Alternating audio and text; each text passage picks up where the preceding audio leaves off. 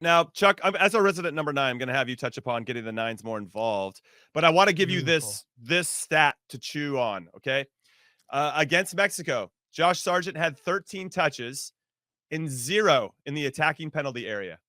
Brandon Vasquez had 16 touches with less minutes, but also 0 in the attacking penalty area. Against Panama, Sargent had 19 touches, 5 in the attacking penalty area. Ricardo Pepi came on as a sub, ended up scoring 6 touches overall, 1 in the attacking penalty area, which led to a goal. For me, Yeah. that's not enough. Nope. That's not enough touches for these guys. Your thoughts? So it goes back to what we were talking about with Greg Berhalter.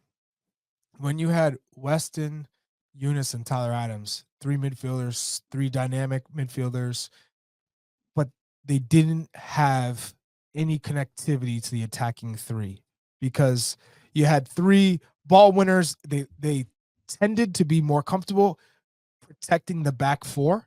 And so you saw them winning second balls, being able to switch the point of attack, play Dest, play Christian, but they weren't necessarily underneath the 9. There was no one really supporting the 9. And so the 9, right now with the system that we've played, feels like you're on an island. And I've been there. It is tough. It's tough to continue to just move and work for the team, especially defensively. That's where you feel like, oh, if I can create a turnover, that's the only way I'm going to really get touches on the ball outside of the box, outside of whipping in across and getting lucky. So the 9 either does what Jesus Ferreira was known for, coming all the way back in the midfield, and you have no 9 just to get touches, or you stay high, Josh Sargent, and there's no balls in your feet. Anytime you see the ball, it's a 50-50. It's in the air. God forbid there's a ball into the channel. That doesn't exist. And it's not that we have the paciest striker either. It's not saying, hey, we know if we play it into the space, our guy's going to get there. We got the speed. So you're trying, for Pochettino, he's got to figure out what is that glue? What's that connectivity? Am I playing with a 10 just for that reason?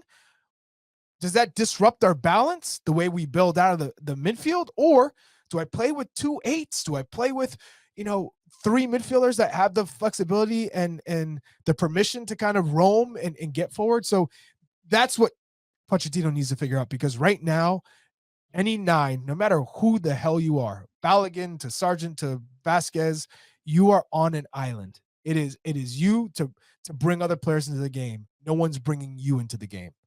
I think given how disciplined, or we've seen from Pochettino and his previous clubs, and how purposeful and intentional he is with build-up phases, there's a real emphasis, or at least it feels that way, of how do we create space. So if we want to get Josh Sargent or any of our 9s into those channels, we have to create the space for that to happen. So you need, and I thought we did a better job against Panama for sure than we did against Mexico, where we were playing, we had Christian pinch in, right, with Brendan, and almost like we had 2 10s. And that forced Coco Carrasquilla, the holding midfielder for Panama, to bite, and he's very aggressive. When you have a 6 from another team bite, then all of a sudden you're creating that space that maybe we want to play into to get to our 9. And I don't know how much that happened. Definitely didn't happen a lot against Mexico. How many, Jimmy, go ahead. And Tony, how many balls have you seen played into the feet of the 9? We don't roll even an option. Yeah. It's not even an option. Well, some of it's by design, and some of it's because the opponent's taking that away, right? Yeah, but we don't create space. You can create space to roll a ball into a guy's feet. We don't do that very much. A lot of it, especially against Mexico, right? Because we got pinned back a little bit, were long balls. Some of them were hopeful balls, and I don't know that we dealt with those very well. But yeah, although in world football these days, right, you generally see center backs that have 3 times as many touches as your 9s. Right. I would like to think about effective touches for 9s, like where you can be dangerous. So if you have whatever you said the numbers were, like 16 or whatever the numbers you were saying earlier, like if you have 16 touches, let's make 3 or 4 of them be really effective touches, right? Where you're looking at goal. If that's all you're going to have in a game, where when you're standing at midfield, we know it's clearly not that effective. It could be if you're starting a counterattack or something, but I think you get the general point, right? Is that let's make them be as effective as possible And I don't think we're doing that, but we haven't done that for a long time. I kind of joked the other day, like our nines aren't guys who score goals on this national team. Like they score goals at their club team and they come here, and I feel like we don't get a lot of goals out of the number 9 position. Yeah. They've all scored. Pepe has scored, and Balogun has scored, and Sargent, it's been a while, but I mean, he scored in World Cup qualifiers, right? And back in the day, but we don't get a lot of goals from our nines. Imagine if you had a goal scoring 9 to relieve the pressure off of Christian, to relieve the pressure off of Dest and Musa and all these players.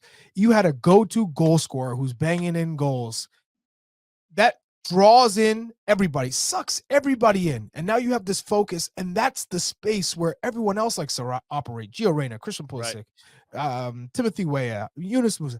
That's where we'd start to see a lot more flexibility and joy in the attacking third, and that it just doesn't exist right now.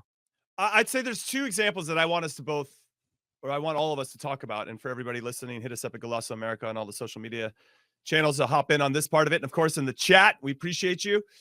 So you have an Erling Haaland. So this isn't isolated to the U.S., right? A number 9 not getting a lot of touches. Erling Haaland for Man City. Sometimes he'll have games where he's in the teens in touches, right? So and a lot of that is due to teams by sitting design, basically though, right? 11 players, 30 yards away from their goal, and there's just no space to find him. So we got to take all that into consideration. So I want to use him as an example that hey, that's just not isolated to us. It's a problem that's happening everywhere. And then you have Olivier Giroud, and I bring him up because when they won the World Cup, when France won the World Cup in 2018, the guy didn't have 1 goal, but he was so good. Even that, to your point, Chuck, he still had presence. He was so good at holding the ball up. And when he held that ball up as high up as he could, so we in coaching speak, whatever, we try to create depth. So you're trying to create depth. How high can you push or pin the back line of another team? Because that's going to open up space. If you keep dropping back like a Jesus Ferreira, then the back line of another team can just keep creeping forward, and then you have even less and less space to play in. And he has no pace to get him behind you. That too. But Giroud was so good at holding the ball up that he could, to your point, Tony, he'd have really effective touches that all of a sudden his link-up play would put Mbappe in a pocket of space where Mbappe's now facing forward and running at defenders. Same with Antoine Griezmann or Ousmane Dembele, or whoever else they had on the field.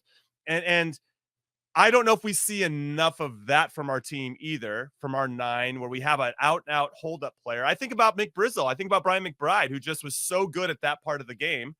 And that allowed us to just inch up the field a little bit quicker and get our guys in good spots where they can get have the wind at their back, right? Because we're actually it feels like we're running downhill when you have some momentum and that you can run off a number 9 that can hold the ball up consistently.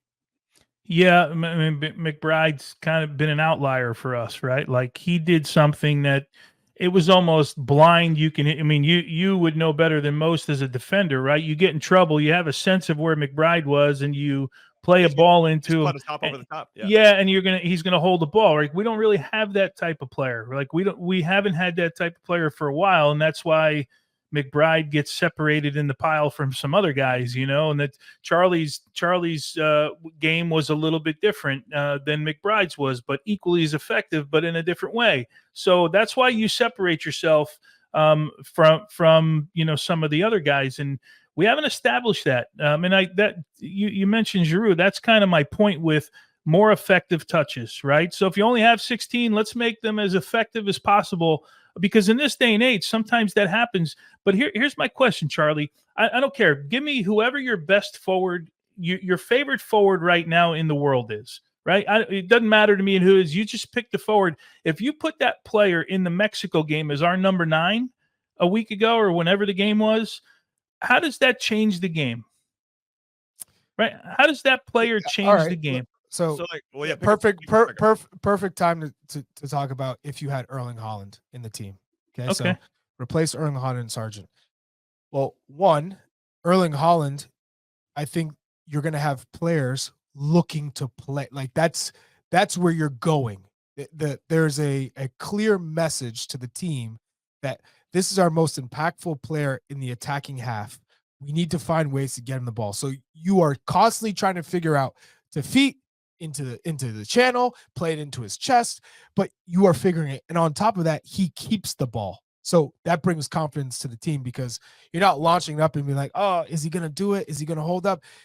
There are multiple times where Sargent is in a 50-50 battle. He lost them all. So whether it was an aerial duel, whether it's a 50-50, Erling Haaland keeps that for the team. And then you can play off of him.